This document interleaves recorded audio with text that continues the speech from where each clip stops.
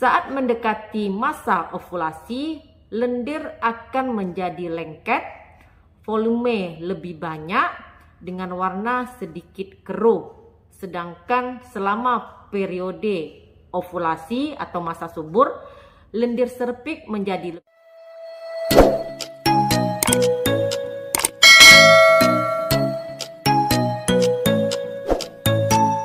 Assalamualaikum warahmatullahi wabarakatuh. Ketemu lagi dengan saya Devi Febriani, perawat kamar bedah.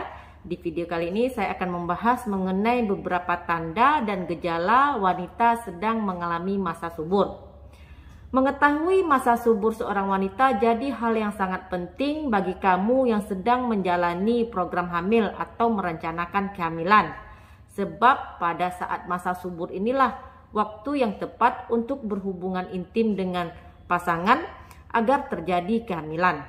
Itu artinya kamu harus tahu tanda dan gejala apakah saat ini kamu sedang masa subur atau tidak. Kadang-kadang kita sulit untuk membedakan kapan masa subur dari siklus menstruasi, karena setiap wanita memiliki siklus menstruasi yang berbeda. Karena itu, melalui video ini saya akan jelaskan beberapa tanda dan gejala yang bisa kamu ketahui untuk menentukan apakah saat ini kamu lagi masa subur atau tidak. Yang pertama adalah dengan pengukuran suhu basal tubuh. Suhu basal tubuh merupakan suhu tubuh ketika tubuh sedang beristirahat atau tidur, di saat kamu baru bangun tidur pagi hari sebelum melakukan aktivitas apapun. Rata-rata suhu tubuh basal setiap wanita adalah 35,5 derajat Celcius hingga 36,6 derajat Celcius. Caranya kamu harus mengukur suhu tubuh kamu setiap hari saat bangun tidur sebelum melakukan aktivitas. Jika didapati kenaikan sekitar 0,4 sampai 0,8 derajat Celcius, kemungkinan besar kamu lagi masa subur atau masa ovulasi. Yang terpenting dari pengukuran suhu basal tubuh ini adalah kamu harus mengukurnya setiap hari. Jadi kamu sudah tahu berapa suhu tubuh basal kamu setiap harinya. Dan jika terjadi peningkatan dari biasanya dilakukan pengukuran, maka saat itulah merupakan masa subur kamu dan disarankan untuk melakukan hubungan seksual dengan pasangan jika ingin memiliki keturunan. Namun jika kamu tidak ingin memiliki keturunan, kamu bisa menghindari melakukan hubungan seksual dengan pasangan pada saat kamu sedang masa subur. Yang kedua adalah adanya perubahan tekstur dan warna dari cairan yang keluar dari vagina. Saat masa subur, cairan serviks yang keluar tekstur dan warnanya mirip dengan putih telur.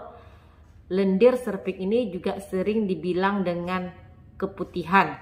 Saat mendekati masa ovulasi, lendir akan menjadi lengket, volume lebih banyak dengan warna sedikit keruh. Sedangkan selama periode ovulasi atau masa subur, lendir serviks menjadi lebih basah, licin, elastis, dan transparan, mirip dengan putih telur.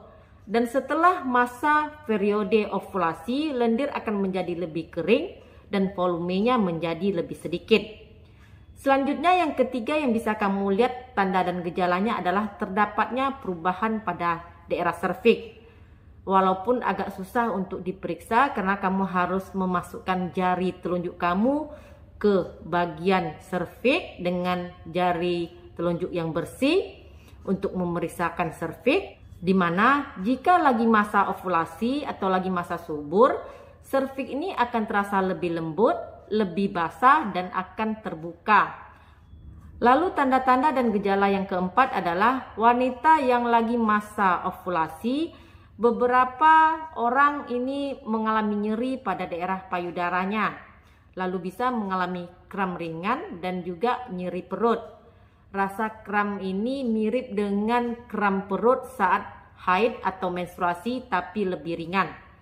Dan saat masa ovulasi ini terjadi peningkatan gairah seksual.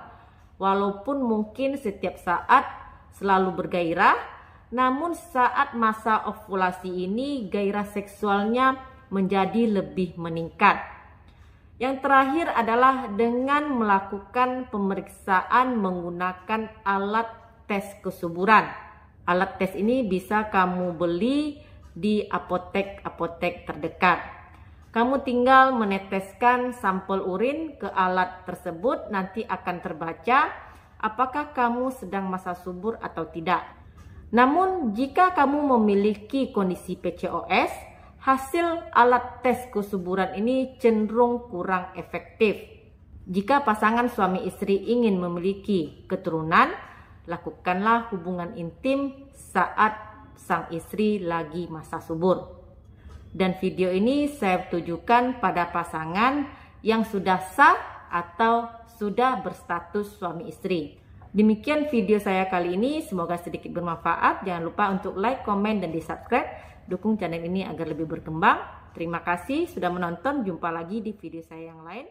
Stay healthy.